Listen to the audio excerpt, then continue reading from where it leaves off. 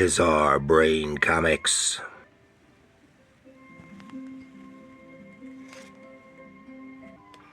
Hello, my comic book friends, and welcome to Bizarre Brain Comics. I'm Gary, your host. Oh, my pointer has disappeared. And this is where I like to take a look at some older comics, talk a little bit about the characters and creators, and examine the stories and the art. Well, this time I want to take a look at a little handful of comics from my TBR box. That's my to be read box, and some of these may have been shown previously in various haul videos. I know at least some of them I have, but I don't know what all. But and some of these I plan on in the coming weeks doing deeper dive into them. And some I don't, but we'll see. But before we get into those, it's been a while since I've plugged my books. Got two books, Bizarre Brain Comics Anthology and Bizarre Brain Comics Presents Heroes. The anthology is a book with some humor and a little bit of adventure. And Heroes is on the more mainstream side with some superheroes. I got a couple of little horror stories, even a western story, and stuff like that. And they're both $7.99 on Amazon. You can get them from Amazon. Or you can just Google the titles, and they'll come up with links to Amazon, Barnes & Noble online store, and some other online outlets. $7.99 each. And I appreciate each and every one that has ordered their copy. So here we go. Going back to the to be read box. I read the first story in this one, but I haven't finished reading it. I'll pick it up.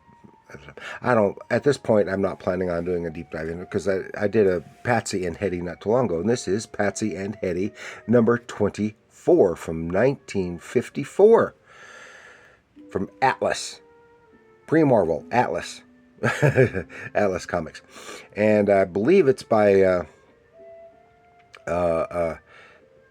Stan Lee or some other Atlas writer from the time. And of course it's Patsy Hetty, that's Patsy Walker. Of course Patsy Walker had her own title a long time. This is a spinoff from that, and Hetty is her frenemy. And Patsy Walker eventually becomes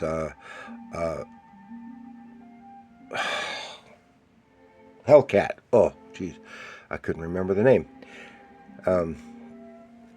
In the main Marvel superhero universe, but and I think this was at the time when it was being drawn by. It sure looks like it.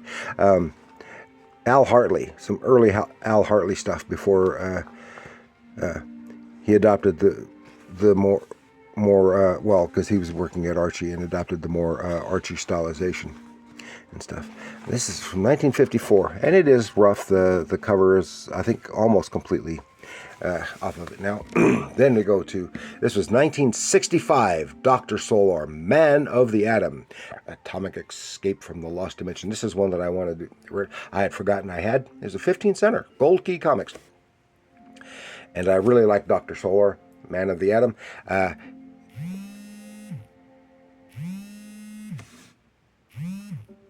And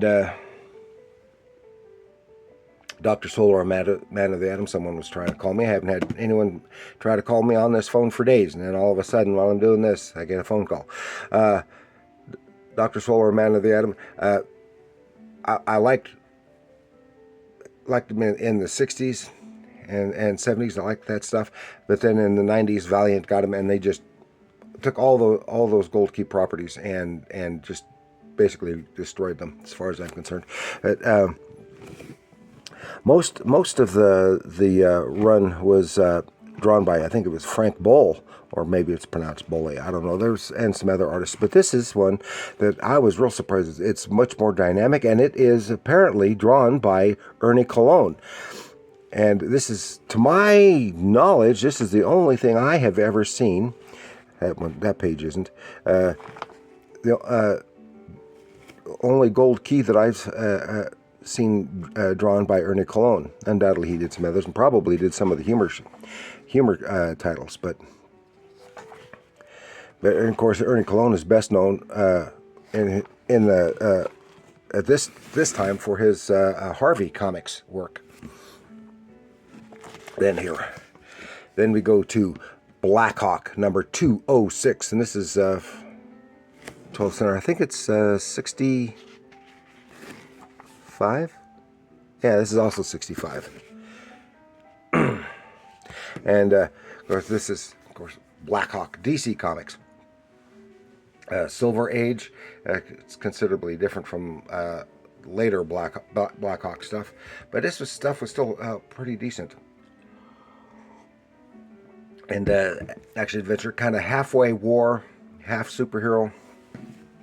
They were the Blackhawk. The publishers were actually trying to find where he belonged. Of course, later in the early '80s, Blackhawk was again set in World War II, and it was primarily a war comic. And some of the miniseries and titles since then have been, fluctuated. And so this is another one I want to do a deep dive into. I've done another one before from this era. I don't have too many of those, but I like those. Then here from 1980, The Brave and the Bold, number 158, featuring Batman and Wonder Woman. It's great Jim Aparo art. It's one of the main reasons to get it, as far as I'm concerned, is the Jim Aparo art. It says, more frightening than the Scarecrow, more dangerous than the Joker. Who is he? And why can he terrify our heroes? Yesterday never dies. And this is another one that I'd like to at least want to read. We'll see if I ever do a dive into it. And here is one from Continuity Comics. This is from 92, I'm thinking. Megalith, number 1, Continuity Comics. Great cover by Mark Texiera and Neil Adams. Of course, Neil Adams was the creator of the Continuity Comics, doing for his advertising and art, as well as his comic stuff, with Mark Texiera doing the interior art. Inks by Rudy Nebris. And we'll see. Then we have Justice League International number 17. Oh, something's terrible is happening to the Blue Beetle. It's written by Keith Giffen, with art by what's his first name? J.M. DeMatteis. This is in a real popular era for Justice League. And I always liked the artwork and the stories. Those were always fun reading. And we have Mr. Monster, Dr. Stern, Mr. Monster. And this is Steve Bissett did the cover art. It's a interior. Let me see. I can't read it. Oh yeah, the interior art is Michael T. Gilbert. That's what I thought. So some unusual looking stuff. I've never read much. I'd like to get a couple others to get a better view of it. But I have used this issue before to cover this the backup story, which was a Basil Wolverton horror story. And this was really cool. Probably one of the main reasons why I bought it in the first place. Then we have The Shadow Strikes, number 25 from 1991. Of course, DC has had The Shadow off again and on again various times. They've had some decent Shadow stuff, and then some that just really sucked. This I think is better.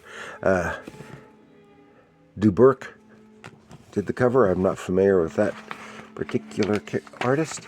The interior, see here. It doesn't give the credits there on the title page. So, oh yeah, there it is. Gerard Jones wrote it. Rod Wiggum is the penciler, and I'm not familiar with him. Some decent stuff. I want to do, whether it's this one or another one, I do want to do some Shadow stuff for comics. And here we have Star Trek number 54 from DC Comics, Desperate Measures. I haven't done this one. This is also Wiggum and Carlos Garzón. And this is from 94, is it? 93.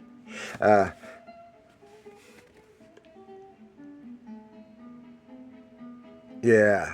It had a larger storyline, and I showed part of it not too long ago, doing some Star Trek stuff.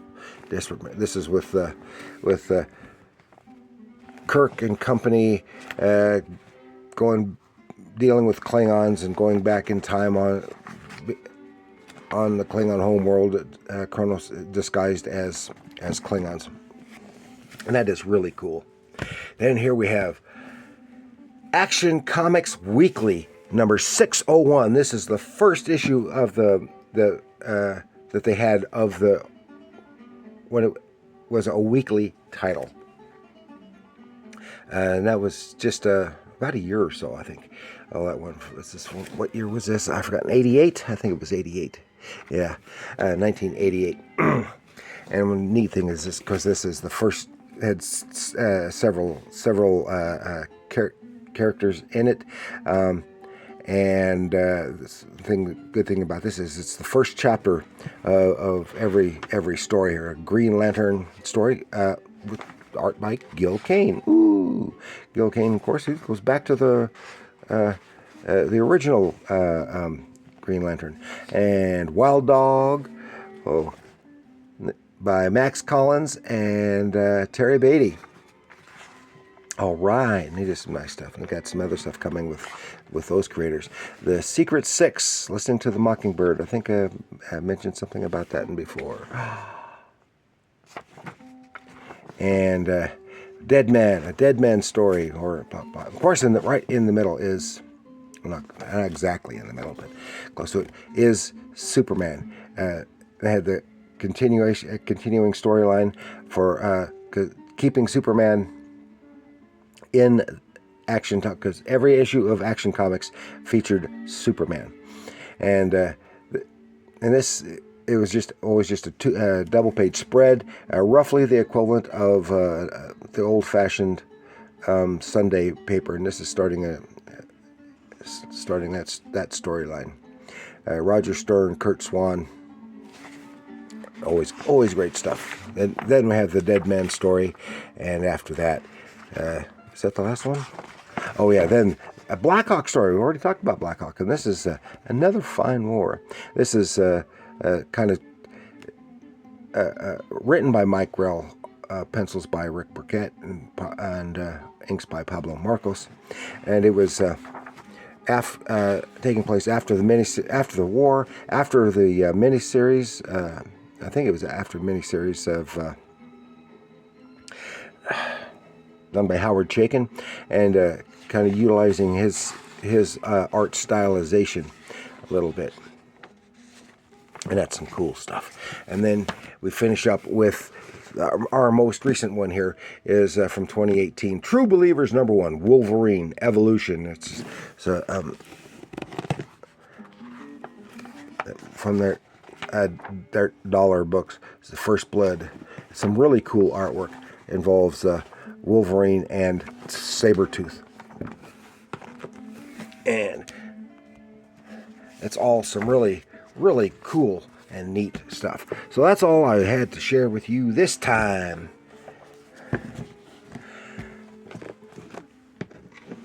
For a little bit of some from my to be read box. So I want to thank you for joining me. Please like, share, and subscribe. Let me leave your comments down below. Let me know what of these titles you think would make a good episode in their own right. And remember, comics are art.